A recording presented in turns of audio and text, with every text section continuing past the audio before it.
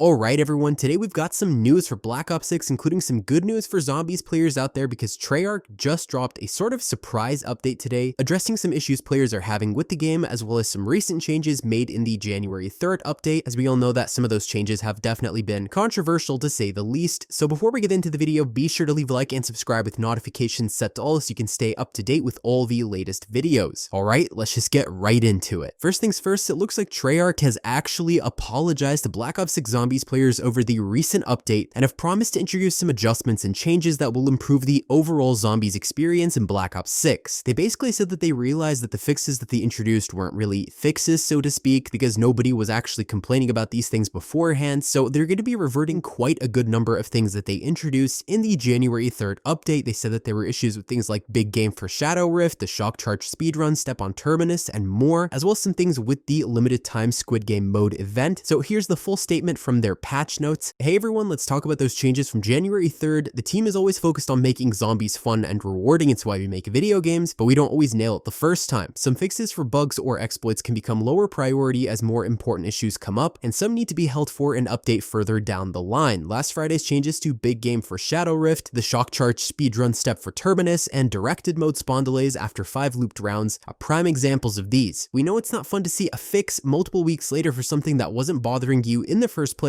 so we're reverting the directed mode changes, giving Shadow Rift 4 new buffs and scheduling a fix to allow speedrunners to safely use the shock charge tactic in Terminus again. The first two are live now, with the speedrun fix needing some extra testing before it goes live. Thanks to everyone for the reports of visual effects not showing properly in Citadel de Mort and crashes that can happen when you're using a sword while Aether Shroud is active with the Void Sheath augment. The team produced fixes for these bugs shortly after they popped up, and they are live today. With the newer Squid Game event that launched on January 3rd, there were a couple of changes made as well to the overall zombies mode. In case you missed that, which is what they were referencing in their statement, back in the update, there was the Dead Light Green Light limited time mode, which is a part of the Squid Game crossover. Now, this has been a pretty unpopular mode with Call of Duty fans, and I personally felt that it was the most disappointing limited time mode they introduced in the event. I forgot to mention this back in my review of the Squid Game crossover event, but Dead Light Green Light used to actually force you to exfil on round 10, which is crazy, because if you've played the Citadel de Mort map, for instance, you'll know that the Easter egg actually really kicks into gear around round 10 when you get the stamp from the knights with those helmets for the first time. Also, the game doesn't really get that difficult until round 10, really. Like, it's not that complicated yet, there's not much of a challenge, and it's not really that fun in a mode like this to just cap at round 10. It was definitely a weird thing to force an exfil. Also, there weren't any Easter eggs present in the Dead Light Green Light mode, which was really weird for a lot of players, myself included, because it makes you sort of question, what's the point of playing if I'm not really getting anything out of it? Treyarch responded by extending the exfil to round 20 for now, and over the next couple of days, we should expect to see another update when they'll extend it even more. They basically said that the reason they made the exfil around 10 was because they wanted players to be successful without needing gobblegums, so in a way they felt like it was going to be a small experience that people could finish without it being too challenging for inexperienced zombies players, but they admitted that it turns out that it was just too easy for most players and they were getting it done too fast, so they have extended the exfil now. Also, they've added the Liberty Falls map to Dead Light Green Light. They also said that the next exfil increase will go up based on how much the community wants and whatever new feedback they receive from this current change. For directed mode, a lot of players were previously using it to grind camos and things like that. I actually was doing that as well, and that was one of the more popular methods for the Nebula camo grind. With the previous update, what happened was that Treyarch basically nerfed the ease of the camo grind for players, and it was a really unpopular decision. I myself felt that it was unnecessary, even if it's boring to play directed just to grind camos. If it ain't broke, don't fix it, you know what I mean? Anyways though, Treyarch removed the extended time between rounds and the delay between spawning zombies after 5 looped rounds at the round cap. So if you were going for Nebula, you can do it pretty much the same way again, which is great because that whole situation was just bizarre on their runs. For Citadel de Mort, they introduced a couple of changes and fixes as well. Firstly, they addressed a weird crashing issue with the game where if you use the Void Sheath augment for Aether Shroud on an elemental sword, the match would just crash for no reason. They have patched that, so if you were having that issue before, it should be good now. They also addressed an issue where visual effects would just stop playing for some reason. For directed mode on Citadel de Mort, they addressed 3 issues that were occurring with players. Basically, if you disconnected with a stamp and then went back in, the guidance in directed mode would be incorrect. They also found that there was an issue with the guidance guidance being incorrect every time a new stamp spawned, so that's been patched. They also fixed an issue where picking up Solace after a stamp was spawned could prevent quest progression. Some ammo mod changes were addressed as well. Firstly, for Shadow Rift, they increased the normal enemy activation rate from 15% to 20%. The special enemy activation rate increased from 5% to 7%. The elite enemy activation rate with big game augment equipped has been increased from 5% to 7%, and the cooldown timer has been decreased by 25%. They addressed this change specifically as well and said, the big game augment for Shadow Rift was never intended to one-shot elites, but we know it worked like that for months, and we heard you about this latest change taking too much away from Shadow Rift overall. So we've added 4 buffs to make Shadow Rift activate more frequently, including a 25% cooldown reduction to keep it powerful and fun to use. They also addressed the weird issue where vermin will sometimes double attack you. Although they said that they patched this in the previous update on January 3rd, players quickly found out that this wasn't true, so they updated their patch notes and said that they're gonna fix that bug in Season 2. They basically addressed a lot of people's complaints about the sort of misleading info in the patch notes and said that sometimes bugs do appear to be fixed in their testing, but then still appear in the live game when the patch goes out. They said that they can't really fix it right now as it can't be addressed as quickly, but that it should be totally fixed in Season 2's launch on January 28th. I actually understand this as I have dealt with programming before, and the sheer number of problems that show up after you think you fixed them is more than enough to make your head spin, so at least they're being transparent and are admitting that they'll need more time to work on this problem. They also said that the shock charge speedrun tactic being updated is not going to be out today, but will instead be out sometime soon. They basically just need to do some more extra tests before it goes live. Black Ops 6 also got some more general fixes across the game, including one of the newer skins that was released for Maya, the Joyride Operator skin. There was an issue that a lot of players were reporting about how it wasn't visible over 70 meters away, so they have patched that. They also addressed visual issues with the events tab, and also addressed an issue where audio wasn't playing for event milestone banners in game. For multiplayer, they also increased how much XP is awarded from match bonuses in the new red light green light game mode that's part of the Squid Game event. Also, they added some stability fixes in multiplayer. This is all definitely good to see happening, and I'm glad that they're actually responding to the community regarding the issues that people are bringing up, especially with the zombies fixes that they rolled out today. Warzone also got some issues addressed over on Call of Duty updates on Twitter. So recently there was a really big problem going on with Warzone Ranked where players were crashing mid-game and the game would see it as if they left the match on purpose, so they were being penalized SR from their subsequent ranked matches. This is definitely a big issue that affected a lot of people. It was causing a pretty big stir in the ranked scene in Warzone because gaining SR is obviously not that easy. You actually have to win matches. I did address this in a video from a few days ago, so in any case, Call of Duty updates posted that 4 Warzone players in ranked, they have temporarily suspended SR and timeout penalties for disconnections from ranked play matches. However, there are still going to be SR penalties if a player leaves a match after the pre-match lobby. So at least if your game crashes mid-match, you're not going to be penalized for that in Warzone Ranked. So it looks like they're just trying to work on the fixes right now, so they've decided to get rid of the thing that's causing the issue so that they can actually patch this issue, which is definitely,